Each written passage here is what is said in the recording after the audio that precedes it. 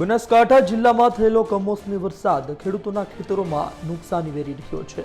જિલ્લા મથક પાલનપુરના ધાણાધાર પંથકમાં ભારે પવન સાથે કમોસમી વરસાદ થયો। ધાણાધાર, જલોત્રા, ધાનપુરા સહિતના વિસ્તારોમાં ખેડૂતોના ખેતરમાં ઊભા પાકને મોટું નુકસાન થયું।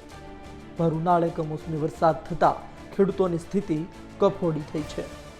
કમોસમી વરસાદ થયો એટલે વરસાદ થવાથી આમ તો ખેડૂતને ફાયદો પણ થાય છે, પણ એ કમોસમી વરસાદના અને પવનના કારણે જ નુકસાન તો થયું છે। વરસાદથી ફાયદો પણ થાય છે, વરસાદ હોય તો આગળ ફરી ખેતી પણ કરી શકીએ, પણ જે પવન આવે છે ને અંદર એકદમ તેજ હવાના કારણે અમારે પપૈયાની અંદર જોરદાર નુકસાન થયું છે।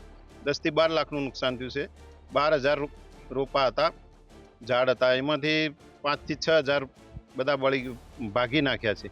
એટલે એ તો હવે ખેડૂત છીએ એટલે સહન કરવાની શક્તિ પણ અમને કુદરતને આપેલી છે, એટલે અમે એમાં કશું કુદરત સાથે લડીએ છીએ। જે કુદરતને આપે એ ખરું અમારા। હાલ તો ખેડૂત પરેશાન છે। જોવું રહ્યું કમોસમી વરસાદ આવનાર સમયમાં કેટલું નુકસાન કરે છે। પરેશ પઢિયારનો અહેવાલ, ગુજરાત તક, બનાસકાંઠા।